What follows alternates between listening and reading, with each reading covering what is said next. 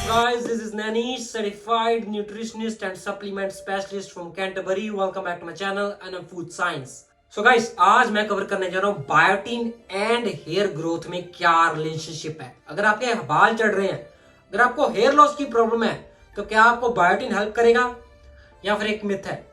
तो गाइस, इसको समझने के लिए समझते हैं बायोटीन एक्चुअली में क्या है। बायोटीन एक विटामिन है, एक माइक्रो न्यूट्रेंट है, एक वाटर सोल्यूबल माइक्रो न्यूट्रेंट है एंड ये बी विटामिन की फैमिली को बिलोंग करता है। ये बेसिकली एक B7 water soluble micro nutrient है एंड ये हमारी बॉडी में डेली बेसिस पे चाहिए, क्योंकि हमारी बॉडी में ये डेली बेसिस पे हमारी किडनीज को फ्लश आउट करती है through urination. So guys, vitamin B7 हमारी बॉडी में क्या करता है, इसको समझते हैं। ये हमारी बॉडी में ग्लूकोज की जो जनरेशन है उसको हेल्प करता है, जो ग्लाइकोजेनेसिस की जनरेशन को हेल्प करता है। इसके अलावा ये जो प्रोटीन की सिंथेसिस है, स्पेशली जो आइसोलेसिन एंड वेलिन की सिंथेसिस को हेल्प करता है। जो फैटी एसिड्स जो होते हैं, ओमेगा 3 की सिंथेसाइज को हेल्प करता है। बट इसका हेयर लॉस के साथ क्या रिलेशनशिप है? सो गाइस, ये काइंड ऑफ एक कोएंजाइम है जो बाकी के एंजाइम्स को हेल्प करता है उनकी मेटाबॉलिज्म में, उसकी सिंथेसाइज में। एंड हेयर लॉस को क्या चाहिए? हेयर लॉस का बिल्डिंग ब्लॉक क्या है? Protein, fatty acids. हमारे माइंड के लिए, हमारे ब्रेन के लिए फैटी एसिड जरूरी है, हमारे स्कैल्प के लिए फैटी एसिड जरूरी है जो हमें ओमेगा 3 से मिलते हैं। सो गाइस, नाउ उनको ड्राइव करने के लिए, हमारे इंटेस्टाइन से हमारे ब्रेन तक ड्राइव करने के लिए, हमारे हेयर फॉलिकल्स के तक ड्राइव करने के लिए कार्ब्स जरूरी है।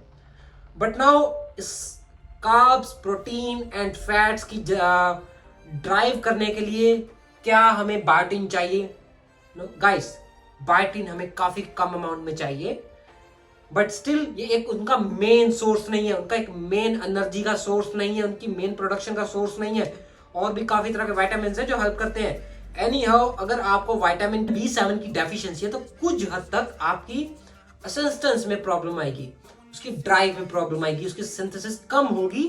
अगर आपकी विटामिन B7 एक एडिक्वेट अमाउंट में रहेगी तो आपका जो वो सिंथेसिस का प्रोसीजर है वो एक स्मूथ प्रोसीजर में चलेगा। Any how guys, vitamin B7 की डेफिशिएंसी काफी रेयर होती है एंड इनके सिम्टम्स की बात करें तो अगर आपके बाल काफी रैपिडली झड़ रहे हैं, काफी स्पीड में एकदम से झड़ने स्टार्ट हो गए हैं एंड वो द सेम टाइम काफी थिन है एंड आपके जो नेल्स हैं वो ब्रिटल रहते हैं, आपके ब्रिटल नेल्स हैं एंड इसके अलावा आप काफी थकावट में रहती है, आपको लेथर्जिक रहते हैं, आपको हेल्यूनेशन की प्रॉब्लम है, को वहम सा रहता है, काइंड ऑफ आप एक वहम में रहते हैं।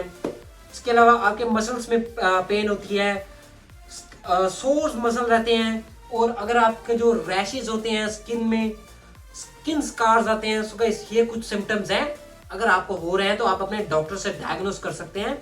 जो ट्राइकोलॉजिस्ट होते हैं, डर्मेटोलॉजिस्ट होते हैं, उनसे आप रेफर कर सकते हैं। वो आपका ब्लड टेस्ट देखेंगे एंड उससे आपको बायोटीन की जो अमाउंट है, डेफिशिएंसी, उसका पता चल जाएगा। बट स्टिल उसके लिए आपको क्या सप्लीमेंटेशन की जरूरत है? Guys, no. बायोटीन हमें हमारी बॉडी में काफी कम अमाउंट में चाहिए। कितनी अमाउंट है? Only 30 micrograms. 30 माइक्रोग्राम्स अगर आप वुमेन है, 25 माइक्रोग्राम्स अगर आप मैन है। अगर आप प्रेग्नेंट वुमेन है वो वेरी कर सकती है 75 to 100। नाउ गाइस, सप्लीमेंट में आपको कितनी माइक्रोग्राम्स मिल रहे हैं वो वेरी करते हैं 1000 to 10,000। बट स्टिल, क्योंकि ये एक काइंड ऑफ सेफ है, इसकी कंजप्शन से हमारी बॉडी को काफी सिवियर प्रॉब्लम्स नहीं हो सकती, काफी टॉक्सिक नहीं है। But still guys, it is a wastage of money. अगर हमें चाहिए ही नहीं तो क्यों कंज्यूम करना? हाउएवर, अगर हम लंबे टाइम तक कंज्यूम करेंगे तो हमारी बॉडी में नोजिया की प्रॉब्लम हो सकती है, डायरिया की प्रॉब्लम हो सकती है। इसके अलावा जो विटामिन B5 है एंड विटामिन B7 हम एक ही, तो उस टाइम जो विटामिन B5 की जो प्रोडक्शन है, जो सिंथेसाइज है, उसमें प्रॉब्लम्स क्रिएट होगी। इसके अलावा अगर आप लीवर की कोई मेडिकेशन पे हैं, अगर आपकी लीवर प्रॉब्लम है और आप कोई मेडिकेशन कंज्यूम कर रहे हैं लीवर की, तो उसके साथ भी प्रॉब्लम्स क्रिएट कर सकता है। एनीवेज गाइस, बात करें डेफिशिएंसी की बात की, तो अगर हमें सप्लीमेंटेशन की जरूरत नहीं है तो कौन से फूड्स हम कंज्यूम करें कि अगर हमें डेफिशिएंसी है तो हम उस डेफिशिएंसी को कवर आउट कर सके, उसको हील कर सके। सो इसके रिच सोर्सेज क्या हैं गाइस? जैसे कि आपको ऑलरेडी बताया कि हमें 25 से 30 माइक्रोग्राम्स की ही जरूरत है। तो ये हमें डेली बेसिस पे हमें जो हेल्दी फूड से ही इनफ मिल जाता है। इसके फूड सोर्सेज की बात करें, nuts, eggs, onion, tomatoes, lettuce, cauliflower, potatoes, banana, काफी तरह के फ्रूट्स हैं, उनमें काफी अच्छी अमाउंट में है। जो एनिमल बेस्ड फूड होते हैं, जो उनके लीवर पार्ट होता है, उनमें काफी हाई अमाउंट में होता है बायोटिन। इसके अलावा काफी तरह के फ्रूट्स में ये अवेलेबल है। सो गाइस, बेसिकली हमें कोई एक्स्ट्रा एफर्ट करने की कोई भी जरूरत नहीं है। It will be just a wastage of money, क्योंकि जो हम एग योग में 10 माइक्रोग्राम मिल जाएगा। इसी तरह अगर हम अनियन एंड टोमेटोस कंज्यूम करते हैं तो हमें काफी अच्छी अमाउंट में बायोटिन मिल जाता है। हमें कोई स्पेशल एफर्ट करने की जरूरत नहीं है। बट हाउएवर, इंडियन घर में प्रॉब्लम्स कहां पे आती है कि हम ऑनियंस एंड टोमेटो को काफी हाई कुक करते हैं, ओवर कुकिंग करते हैं, एंड उसमें जो माइक्रो न्यूट्रिएंट्स होते हैं वो डिस्ट्रॉय हो जाते हैं। हमें सिर्फ एक मैक्रो न्यूट्रिएंट कार्ब्स मिल रहे हैं, हम सिर्फ अपना पेट भर रहे हैं और हमें स्वाद मिल रहा है, उसके अलावा और कुछ भी नहीं है। मेक श्योर गाइस, आप इसको सैलड में कंज्यूम करें अगर आपको डेफिशिएंसी है, बट स्टिल डेफिशिएंसी काफी ही रेयर है अगर आपको कोई और प्रॉब्लम्स है, जिनके बारे में मैं आगे डिस्कस करूंगा। इसके अलावा इसके डाइट की बात की, कौन से फूड्स हैं, डिस्क्रिप्शन बॉक्स में मैं काफी डिटेल में इनके जो डाइट, जो फूड्स हैं, उनके बारे में लिखूंगा, आपको डिटेल प्रोवाइड करूंगा, कौन से फूड्स आपको कैसे कैसे कंज्यूम करने हैं, कितनी अमाउंट में, किस फूड में आपको बायोटिन मिलेगा। इसके अलावा गाइस, जो लोग काफी हाई अमाउंट में रॉ एग्स कंज्यूम करते हैं, प्लीज आप उनको अवॉइड करें। अगर आपको ऑलरेडी बायोटिन की डेफिशिएंसी है तो आप रॉ एग्स कंज्यूम करना अवॉइड करें। रॉ एग्स कितने होंगे? 4 से 5। अगर कोई इंसान 4 से 5 रॉ एग्स कंज्यूम कर रहा है तो उसके बायोटिन डेफिशिएंसी होने के चांसेस बढ़ जाते हैं। नॉट जस्ट दैट, उनके गट हेल्थ में प्रॉब्लम आती है, तो फर्दर ऑन काफी तरह के विटामिन की जो मेटाबॉलिज्म है, प्रोटीन की सिंथेसाइज है, कार्ब्स की सिंथेसाइज, फैट की सिंथेसाइज में प्रॉब्लम आती है, एंड बॉडी ओवरऑल जेपटी में आती है। काफी तरह की प्रॉब्लम्स आती हैं। एनीवेज, मैं डिटेल में नहीं जाऊंगा, इसके लिए एक अलग वीडियो बनाऊंगा कि काफी डिटेल टॉपिक है ये।